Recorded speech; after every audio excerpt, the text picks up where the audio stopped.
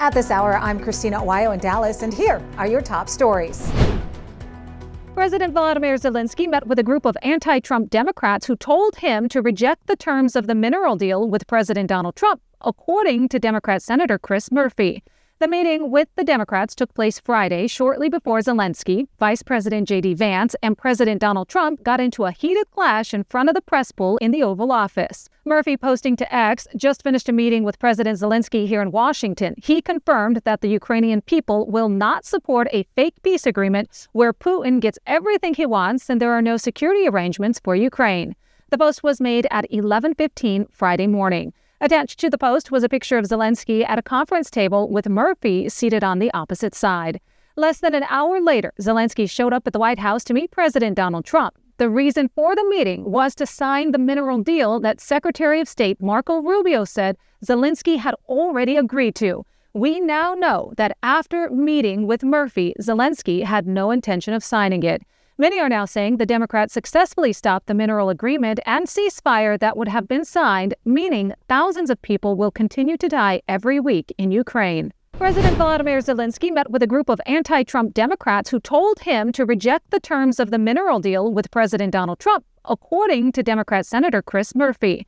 The meeting with the Democrats took place Friday, shortly before Zelensky, Vice President JD Vance, and President Donald Trump got into a heated clash in front of the press pool in the Oval Office. Murphy, posting to X, just finished a meeting with President Zelensky here in Washington. He confirmed that the Ukrainian people will not support a fake peace agreement where Putin gets everything he wants and there are no security arrangements for Ukraine. The post was made at 11:15 Friday morning. Attached to the post was a picture of Zelensky at a conference table with Murphy seated on the opposite side. Less than an hour later, Zelensky showed up at the White House to meet President Donald Trump. The reason for the meeting was to sign the mineral deal that Secretary of State Marco Rubio said Zelensky had already agreed to. We now know that after meeting with Murphy, Zelensky had no intention of signing it. Many are now saying the Democrats successfully stopped the mineral agreement and ceasefire that would have been signed, meaning thousands of people will continue to die every week in Ukraine. After Friday's incident in the Oval Office between Ukrainian President Volodymyr Zelensky and President Donald Trump, a senior U.S. official said that Washington's investigations into waste, fraud, and abuse involving hundreds of billions of dollars given to Ukraine will be fast-tracked. The official, speaking on the condition of anonymity, said Elon Musk and his Doge team have already started looking into potential problems with the large amounts of assistance given to Ukraine, but those efforts will now be sped up. Immediately after the meeting, Secretary of State Marco Rubio terminated U.S. support of Ukraine's power grid, while some officials are saying President Trump is about to end all military aid to Ukraine, but no moves have been made just yet. Elon Musk, posting to X, quote, "Time to find out what really happened to the hundreds of billions of dollars sent to Ukraine." The Michigan Secretary of State Jocelyn Benson is working to defeat legislation that requires proof of citizenship to vote in federal elections. Benson calling the SAVE Act a trick designed to block millions of people from casting their ballots. The SAVE Act sets up different ways for voters to prove their citizenship. They can provide a birth certificate or passport, or in the case that the voter's ID doesn't match their birth certificate, they can provide additional documentation. The SAVE Act also requires states to remove non-citizens from their voter roll registrations and impose civil and criminal penalties on election officials who register people to vote without proof of citizenship. Benson, a former hate crimes investigator, says that by requiring proof of citizenship, people would lose their ability to register to vote online or by mail, and it would make elections much harder to hold. She also claims that low-income earners and minorities would be disenfranchised. The SAVE Act needs 7 Democrats to vote with all Republicans to pass in the Senate to make it to President Donald Trump's desk.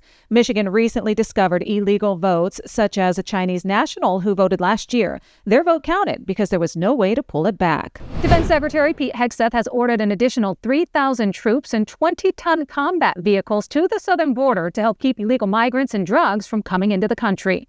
The troops will help beef up security efforts and join the more than 4,000 active duty troops already stationed there, bringing the total to nearly 5,500 active duty service members. U.S. Northern Command said, quote, "The DoD continues to work with the Department of Homeland Security to fill critical capability gaps at the southern border in accordance with President Trump's executive order protecting the American people against invasion." President Donald Trump has designated Mexican drug cartels and gangs, including Tren de Aragua, the Sinaloa Cartel, and MS-13 as foreign terrorist organizations. The move allows the U.S. military to take a bigger role in targeting and taking down the cartels, including, according to reports, utilizing drones in Mexico to target and eliminate the enemy. The Department of Education is offering its employees up to $25,000 if they quit, retire, or resign by today, according to an internal memo. The offer comes as President Donald Trump has directed all federal agency heads to drastically reduce the size of their workforce. The voluntary separation incentive payment is a one-time offer/payment to those who accept it before the department starts reducing the size of its workforce on March 31st. Education Department employees received an email offering the buyouts ahead of the, quote, very significant layoffs. The email urged workers to consider the one-time offer of up to that $25,000 if they completed an application to retire or resign by today. Crowds of people lined the streets over the weekend near a Vermont ski resort protesting Vice President JD Vance the day after an Oval Office blowout over Ukraine. Vance was in the area to vacation with his family. Many of the hundreds of protesters held signs in support of Ukraine and Zelensky, while other anti-Israel protesters waved Palestinian flags or signs in support of open border policies. Protesters showed up at several locations in the area, including both sides of Route 100 in Waitsfield. Though protests were planned days in advance, they were energized by the heated Oval Office exchange on Friday between Vance, President Donald Trump, and Ukrainian President. Israel is facing sharp criticism after banning the entry of all food and other supplies into Gaza. It says there will be additional consequences if the terror group of Hamas doesn't accept what it calls a U.S. proposal for a ceasefire extension. Hamas calls the decision to cut off aid, quote, a war crime and a blatant attack on a ceasefire whose first phase expired Saturday. That phase featured a surge in humanitarian assistance to Gaza's over 2 million people. The two sides have yet to negotiate the second phase. It would include Hamas terrorists releasing dozens of remaining hostages in return for Israel's pullout and a lasting ceasefire. President Donald Trump's senior aides and allies are speaking out against Ukrainian leader Volodymyr Zelensky and what they call his disrespectful behavior in the Oval Office and his refusal to accept peace in Ukraine. Their criticism from Washington came as he attended a European summit Sunday in London to rally international support for his military's fight against Russia. Following Trump's lead, White House officials and Republicans in Congress are demanding that Zelensky display more gratitude for U.S. support and an openness to potential war-ending ceasefire. And the latest developments on Pope Francis, as the Vatican says the Pope has remained in stable condition and didn't need any mechanical ventilation over the weekend. It's a sign that his respiratory function was improving as he continues his recovery from double pneumonia and respiratory crisis. The 88-year-old Pope continues to receive high-flow supplemental oxygen after Friday's coughing episode, which sparked fears of a new infection. Doctors again said his prognosis remained guarded, meaning he isn't out of danger just yet. Francis, who had a visit from the Vatican No. 2 and 3 official, also attended Mass, rested, and prayed, the Vatican said in its bulletin. South Carolina Governor Henry McMaster has declared a state of emergency as more than 4,200 acres burn across several counties in South Carolina over the last 7 days. So far, more than 175 fires have been reported nationwide, with more than 1,500 acres burned in the Carolina forest alone.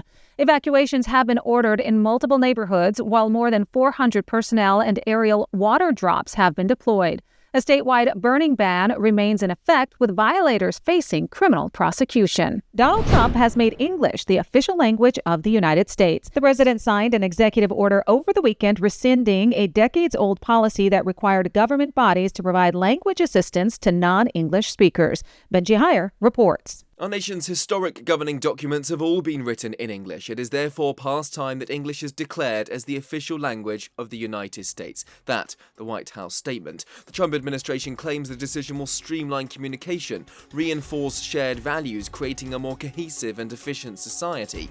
It marks the first time the US has designated an official language at the federal level since the country was founded almost 250 years ago. That's what you need to know at this hour. In Dallas, Christina, Aguayo, Salem News Channel.